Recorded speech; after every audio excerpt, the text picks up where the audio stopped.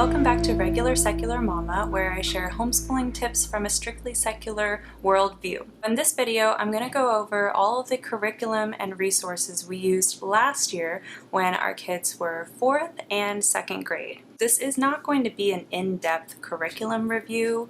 I will do those separately. It's just an overview of what we used. First step is going to be all of our family subjects. We do a lot of our content areas family style, where we do it all together. Our schedule has changed over the years, whether we start off our day with content work or if we kind of do that stuff in the afternoon. But regardless, we have always done history, science, any art or music, things like that, we do together. So history. In the past, we had used History Odyssey from Pandia Press, which uses Story of the World as its spine. I didn't hate Story of the World. It wasn't my favorite, but I liked History Odyssey. I was really excited to hear that Pandia Press was undertaking a project to write their own storytelling format history narrative for elementary ages. As soon as History Quest was available for middle ages, I went ahead and bought it, and we loved it. The kids were really engaged with this. The storytelling is wonderful. Each chapter has a follow-up history hop that is a kind of like puts the reader in the life of somebody living during that time and culture. So this one is definitely a win. We loved it. We wanted to continue using the next volume this school year, but it's not ready yet. It's not going to be ready, I think, until early 2022, but don't quote me on that. But we did switch gears and bring in another history curriculum, which I'll get to in another video. Next is science. We have always used Real Science Odyssey from Pandia Press. If you're a secular homeschooler, you've probably heard of it for good reason. It's wonderful. We started astronomy early in 2020 before COVID hit and derailed everybody's lives. So we decided to finish up astronomy last year, and then we followed it up with Earth and Environment. We enjoyed them so much. I promised the kids when we did Earth and Environment we would build a volcano, and we built a volcano. The thing I love most about Real Science Odyssey is it does not shy away from big words, correct terminology, abstract concepts, but they do a really good job of bringing it to the student in a way that they'll understand. It's geared toward the elementary level, and it's pretty much perfect for that age level. Real Science Odyssey is always a win in my book. We already have plans to finish out the level 1 courses, and we're really excited for it. Alright, so the next content area is the one that I tend to drop the ball on, and it's art and music. For whatever reason, it just does not make it into our day. My kids are very creative, and they tend to take on their own art projects, whether it be drawing 100,000 dragons and making them have battles, or building things out of Legos, so it just doesn't make it into our schedule. Last year, what I had picked up to try was Artistic Pursuits. It's beautiful, the book is beautiful, the DVDs in here are beautiful. It didn't happen. I don't know, we made it like a third of the way through the book, maybe. I will say that we can now thank Artistic Pursuits for our collection of watercolor crayons, which are so much fun, by the way, if you've never tried them. I would say this one was a fail on my part. It wasn't anything wrong with the curriculum, we just didn't wind up doing it. I'll hang on to this one. I don't know if we'll use it in the future, but probably not next year. One thing we did use a lot last year was the YouTube channel called Art for Kids Hub. It's the one where the dad works with his kids to draw something like a Unikitty or emoji or something like that, and walks you through how to draw these different pictures, and it is so fun. He's so sweet with his kids. I love the whole channel, so I'll definitely link that below. It's just something we do for fun all the time. So speaking of art and music, we might have made a couple of COVID purchases being stuck at home all day, and one of those was a keyboard. the kids were really excited to learn piano of all things, and I said, great, let's do it. I would love to do that. So we ordered a keyboard and it sat in my living room for weeks, months probably. I got some books and like flashcards and things to go with it because that's how we normally learn, is through books.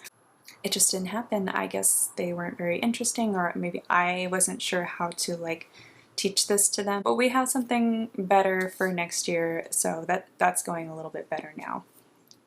I would say it's a win if we can use it and be consistent with it. So we'll see how it goes. Alright, so that's pretty much it for our content areas, things we do together, family style learning. Next up, I'll talk about their individual subjects, which is basically all of their skills work. Reading, writing, math, you know, the 3 R's, that kind of thing. So first up is math. I had my daughter in 4th grade and my son was in 2nd grade. So they did Math UC Delta and Beta, respectively. Math UC has been our math since the very beginning. It's a mastery-based approach, so they don't cycle through concepts all year long and then, you know, spiral back through. It's mastery. You do addition all year long, then you do subtraction all year long, and then multiplication, and then division, and then fractions, and all of that. She spent her whole year doing division from the very beginning all the way through like big, long division problems. I like this approach a lot because it really gives them a solid foundation in that skill. You don't move on to division until you are solid with your multiplication facts and how to do, you know, big multiplication problems. That's definitely a win, and we will continue it unless, you know, our needs change. Just a quick note about Math UC.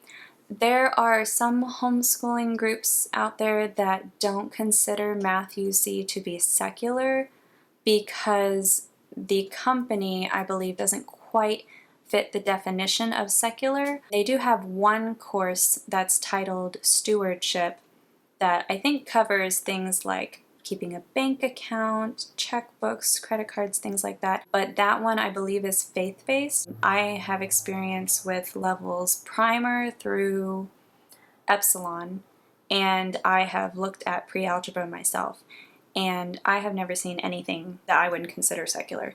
I'm pretty strict about using secular materials, and I'm content using their math. So take that with a grain of salt. So the next skills area is reading. My daughter has been reading fluently since she was in kindergarten, so we don't really do a lot of reading with her. What we did last year is I picked a book once a month and we would read that book. That would be her assigned reading book. She reads a lot on her own anyway. She does not need me to like pick more books for her, but I wanted to get her used to the idea of reading an assigned book because that was the direction we're going as we move through homeschooling, you know, in upper elementary. So one thing I did start doing more with her last year was spelling. In Texas, it's one of the subjects that we are required to teach, even though we don't, you know, have to show anything to anybody. We had like touched on spelling in the past, but we went ahead and picked up all about spelling. What do I have? Level 1 and level 2. We breezed through level 1. It was a piece of cake and she seemed to enjoy it, and her spelling did seem to improve a little bit just with, you know, the basics in here. And then we moved on to level 2, and for whatever reason, I have no idea why, honestly, she hated it. She grew to hate it. I tried lots of different things, lots of different ways of using the letter tiles and the ways of doing the lessons, and we just couldn't find anything that would work. She just hated it so much. I wish I could say why. I really don't know exactly why, but this one was a fail for us. So we are not going to continue all about spelling. Okay, so my son is not reading fluently yet. He has been much slower to develop that skill, which is fine. I mean, I know kids take their time. Some kids don't learn until they're like 10 years old. I'm not pushing it. In the past, we had just kind of read some Bob books, read some early readers, and then a friend was selling All About Reading levels 1 and 2 for like next to nothing. So I thought, why not? Let's just try it. So we made it through All About Reading level 1, and we started with level 2 by the end of last year. And he liked it. It's good. The readers are excellent. We really enjoy the readers. The letter tiles are fun. That's basically all we used though, was the readers, the letter tiles, and the cards that go with it. But for some reason, he just really does not like the whole cut and paste and the little games with the cutouts and things like that. He didn't want any part of that. He just wanted to read his words and be done. So we didn't use much of the activity book. We'll continue level 2, next year. I don't know if I'll get level 3. We may just finish up level 2 since we have it anyway, and maybe get the readers for level 3 and 4, because the readers are really well done. So we'll see. I think it's a win, just not for every child. For us, it was a win enough to like finish our level 2. All right, so writing. My daughter had previously gone through IEW's Student Writing Intensive, Level A. Last year, we decided to just kind of continue the same format, but doing lessons that I planned on our own, pulling reading passages from the internet, from our history and science books. I like IEW. I like the concept. The teaching writing structure and style is really good for helping the teacher help the student with structure and style. Funny. IEW is really great for building confidence in reluctant writers. There's not a whole lot you can do wrong with IEW. The way it's set up, it's excellent for teaching outlining. It gives a lot of practice with dressing up, they call it dressing up their writing with different things like ly adverbs or alliteration when you get to that point, or who-which clauses. The one thing I think it does not do very well is spark creativity in the writing process, I guess is the best way I can put it. I think it actually may have stifled my daughter's creativity just a little bit. So I would say this one is actually a fail for us, just because I think we're going to switch gears and try something different for writing to try to bring the joy and creativity back into the process. Now, that said, if you have a reluctant writer who just wants to like check the boxes and be done with it, I recommend IEW. It's really great for just getting them to get words on paper, helping them outline it so it's not such a scary prospect. So along with our IEW writing assignments, we used Fix-It Grammar, Level 1 or Book 1, called The Nose Tree, and I really like the way it's structured. I like that you are going one sentence at a time through an entire book, basically. I like that it does not use diagramming. I mean, I don't really see the point in diagramming, honestly. Sorry, guys. My problem with Fix-It, and I don't know why, I didn't even really notice this or pick up on it until we finished pretty much the whole book, was it doesn't really use the correct technical term for grammar concepts, like, trying to think of an example, like who-which clauses, or clausal starters is what they call, when, while, where, as, since, if, although. I don't see anything wrong with using words like subordinating conjunction with a 4th grader or even a 3rd grader. It sounds like a big scary word until you say it a couple times and you understand what it means and put it into practice.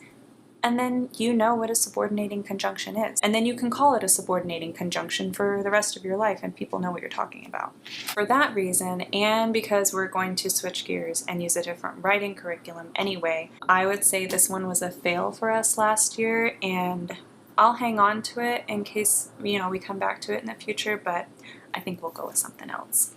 For my son's writing last year, he would have been in 2nd grade. We went with a blend of writing with ease and pulling copywork and dictation and narration from our history and science. Writing with ease.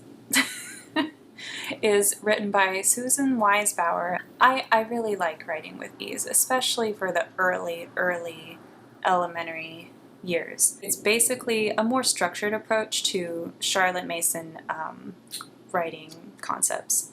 The teacher book is an excellent way to kind of wrap your mind around the goals for each level, and each few weeks there's like new skills that you should be trying to work on if you want to pull passages and do it on your own, or you can just go with the workbooks that have everything already printed out and ready to go, and you don't have to pick copywork passages on your own. I definitely am on the Charlotte Mason bandwagon. I have always seen that as a really great way to help kids sharpen those skills before expecting any kind of cohesive composition out of them. It's just not going to happen in second grade, and that's fine. They're working on those skills before being able to do that. So writing with these is a win. But like I said, we will be going in a little bit different direction next year when it comes to writing. Alright, and then I don't really see the need to do grammar every single year with the kids. I'm more of the mindset that we can touch on it sometime in elementary, maybe a few years later, touch on it again. But my son seemed receptive and interested in punctuation, so I picked up Evan-Moor's Grammar and Punctuation for grade 2. We just used this as a way for him to kind of dip his toes in a little bit more repetitive, structured way than just doing copywork and dictation. So I would say that Evan-Moor's Grammar and Punctuation is a win. Sorry about my cat. We won't be continuing it because we're doing something a little bit different, but I am a fan of Evan-Moor workbooks when that sort of repetitive worksheet approach is appropriate.